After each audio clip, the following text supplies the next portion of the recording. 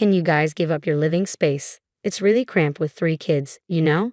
My sister-in-law's unexpected arrival at our two-family home where my husband and I lived with his parents left us dumbfounded. Her outrageous demand left us speechless, but what shocked us more was when my in-laws sided with her.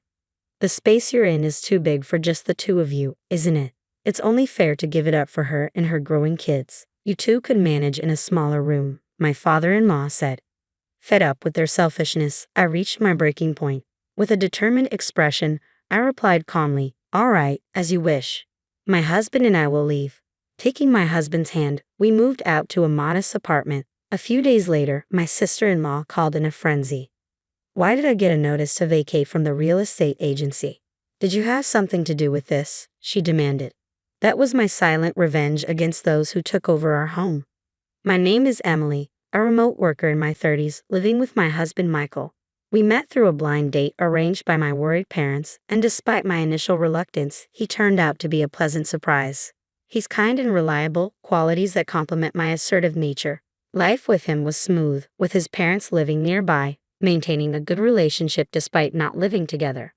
A few years into our marriage, my mother-in-law began gently suggesting that we consider living together. We're getting older, and when I think about the future, it makes me anxious. If it's not too much trouble, would you two consider living with us? Her words carried concern rather than pressure, but the topic of living together with my in-laws started coming up more often. Understanding their worries about aging alone and having a good relationship with them, I thought it could be a sensible idea. However, my husband seemed hesitant. "Michael, do you have reservations about living with your parents?" I asked one day. He replied in his usual indecisive manner, "I don't think it should be a problem." I didn't dwell on his response too much, not knowing it would lead to such a turn of events. Then tragedy struck. My parents were killed in a sudden car accident, leaving me reeling in shock. As an only child with no close relatives, I found myself plunged into the whirlwind of arranging their funeral and managing their estate. With my grandparents already gone, I inherited everything: money, their house, and land. But amid the legalities and profound grief, I couldn't find solace in the inheritance. Thankfully, my husband stood by me, offering unwavering support, while my in-laws showed genuine empathy. "Emily, it's okay to grieve. Losing your parents so suddenly is devastating. Take your time to process everything," my mother-in-law reassured me, prompting tears I had held back since their passing. Finally, after the funeral and settling affairs, I allowed myself to mourn. In the following days, my in-laws visited more frequently, bringing comfort and small gifts as gestures of their support. "If it bothers you, feel free to tell us, okay?" My mother-in-law smiled wryly, her words a comforting reminder of their openness and care. Over time, I began to see my in-laws almost as surrogate parents, their presence a source of comfort. Then one afternoon, during our usual tea and chat at home, my mother-in-law broached the topic of living together once more. "Emily, about living together. With your parents gone, we know you must feel lonely sometimes. Would you seriously consider living with us? We truly want to be together with you and Michael. Take your time, but could you start thinking about it seriously?"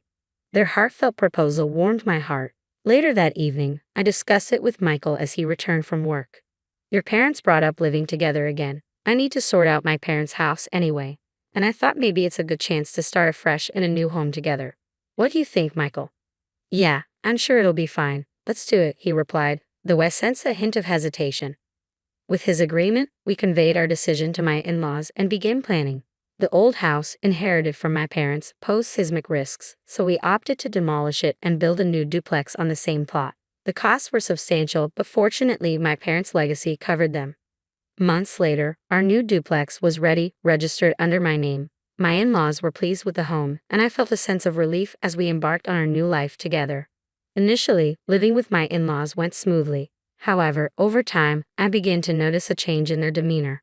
"Emily, could you avoid vacuuming so late? It's quite noisy. Since you're home all day, you can clean at other times. Please be more considerate of our routines," they would remark. Initially, it was minor comments about our different daily rhythms and noise levels. But gradually, their critiques extended to household chores and other aspects of our shared living arrangement. "It was kind of you to invite us to dinner, but this meal, it's rather plain, isn't it?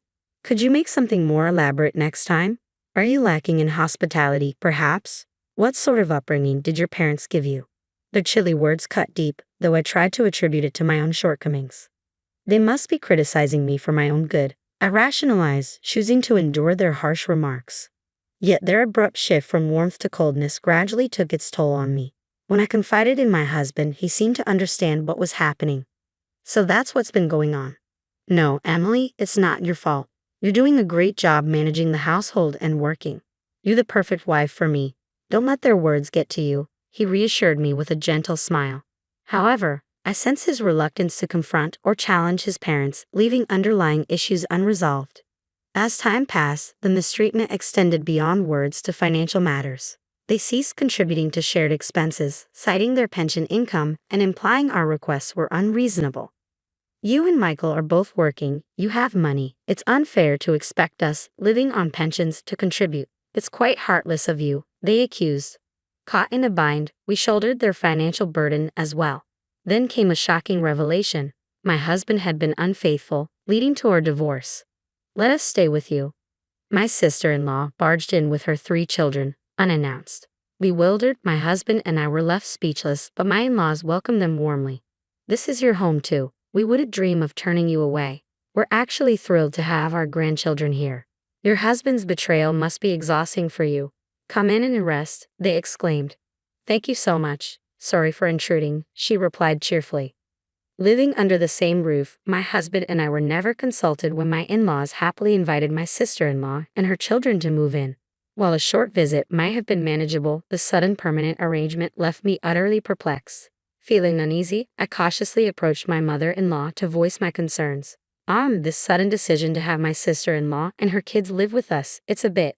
My mother-in-law's expression hardened, interpreting my words as opposition to the idea. She fixed me with a stern glare and replied icily, "What are you suggesting? Should we leave her and her young kids to fend for themselves after her husband abandoned them?" I was taken aback by her cold response. "I can't believe how heartless you're being. Aren't you human?" I protested, feeling panicked. Trying to clarify my position, I started, "No, that's not what I meant. I just wish we had discussed this together before making such a big decision. What's the point of your consent? It's clear you don't want them here. Besides, they'll be staying in our part of the house, so your approval isn't necessary. Just focus on your own matters," she dismissed firmly, closing the door to their living area decisively, leaving me stunned and speechless.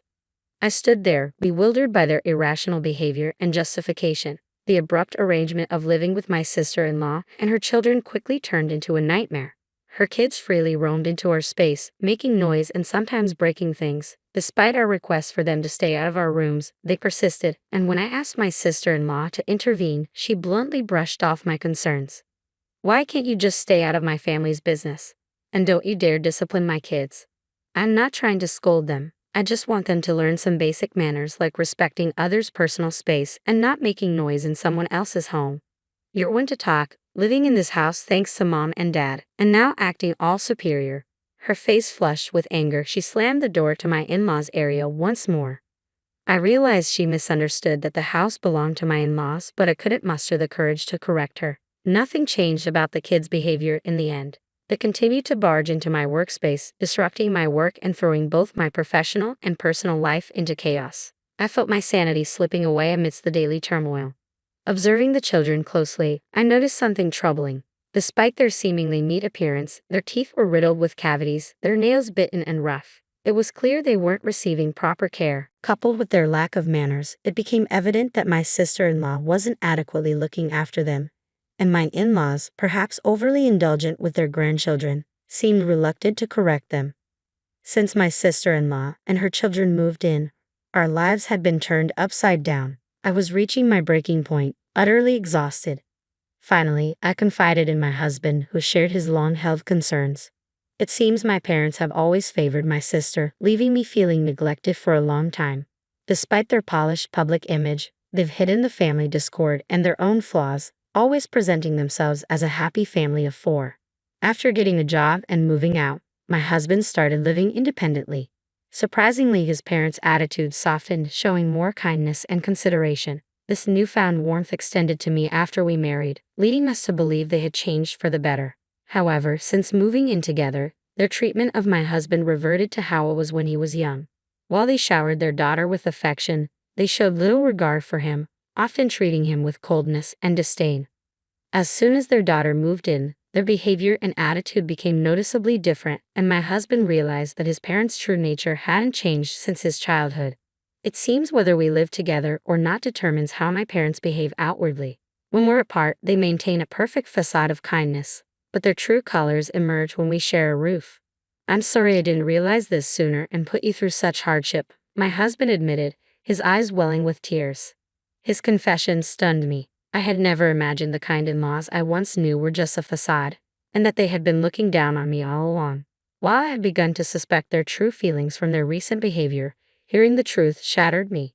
Yet I couldn't blame my husband. He was also a victim of their deception. Thank you for sharing this with me, Michael. It's not your fault, so please don't apologize.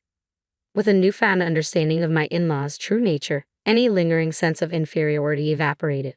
Quietly, I began preparing myself to escape their influence whenever necessary. A few weeks later, during a holiday when my husband and I were relaxing in the living room, my sister-in-law made an outrageous suggestion. Mom and Dad's place is too cramped for the kids to roam freely. How about you give us your living space? Wait, are you asking us to leave this house? Shocked by my sister-in-law's audacious demand, both my husband and I were caught off guard. My sister-in-law scoffed derisively. Even a fool like you understands. Yes, I'm telling you to vacate this house. Speechless, I was suddenly confronted by my mother-in-law appearing behind her. The space you two occupy is far too large for just yourselves, don't you think? It's only right, as human beings, to offer it to this girl and her 3 growing kids, she remarked, a smirk playing on her lips. Unable to contain my frustration any longer, I pushed back. That's preposterous. This is our home too. Where do you expect us to go? I don't care about that. Maybe you can make do with a storage room. It's more than enough for just the 2 of you, my mother-in-law dismissed, with my sister-in-law nodding in agreement. Their audacity snapped my patience. I couldn't tolerate it any longer. I had to deliver some form of justice to these women who did as they pleased. With resolve in my heart, I replied calmly. Very well, we'll leave. But we need a week to make arrangements. In 1 week, we'll be out of here, just as you wish. With that, I took Michael's hand and turned away from my delighted in-laws and sister-in-law. Alone later, Michael looked at me with frustration and apologized. Emily, I'm sorry I couldn't say anything. His words prompted me to reveal my plan. It's all right, I've already made arrangements. Michael was surprised but agreed to my decision. We spent the following week preparing to leave, and when the time came, we faced my in-laws for the last time. We're leaving this house as you wished. From today, we're cutting off all ties with you and your daughter, my husband declared firmly, severing our connection with his parents.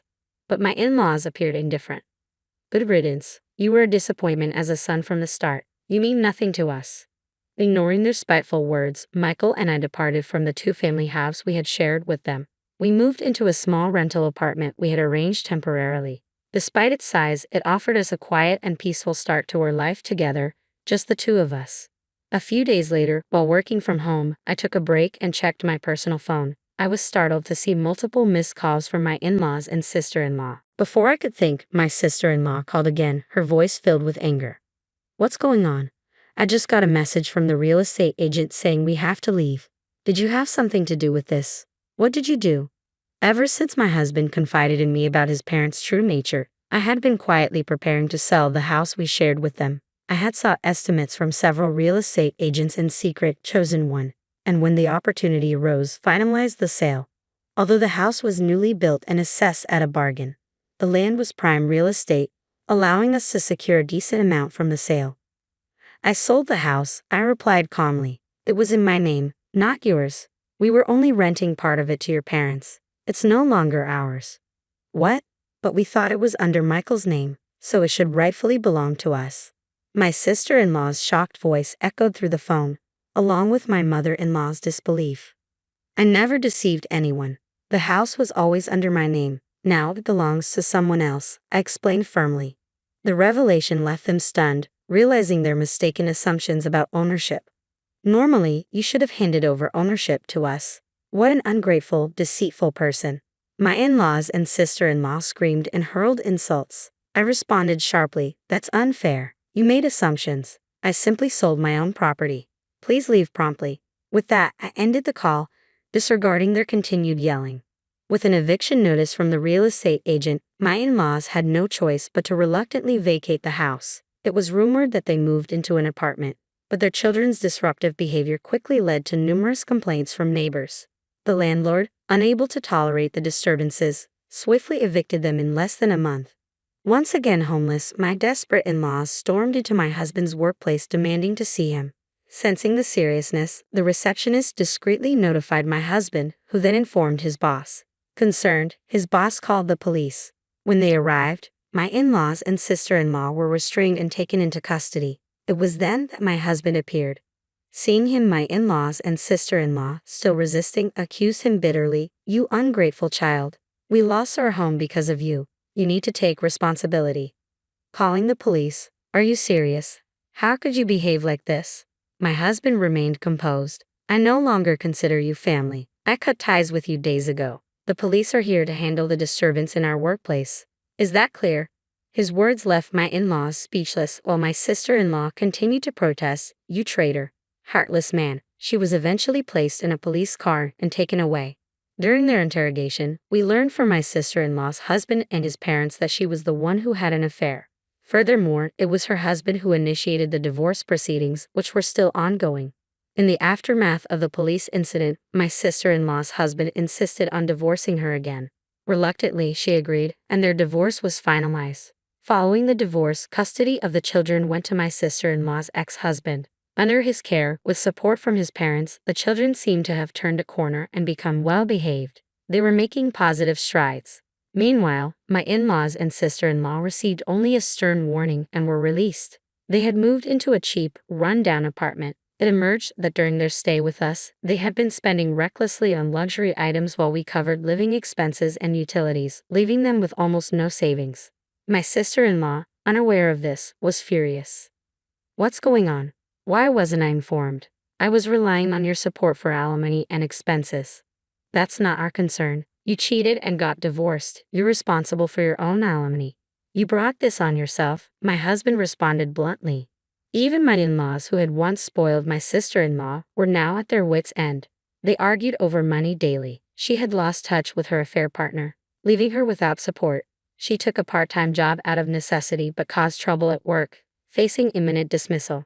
Despite their financial troubles, my in-laws continued their wasteful spending habits, living paycheck to paycheck and facing the threat of eviction from their apartment. Learning about their situation, my husband and I used the proceeds from selling the land and house to buy a small, cozy single-family home. Now, with my supportive husband by my side, I enjoy a peaceful and contented life every day.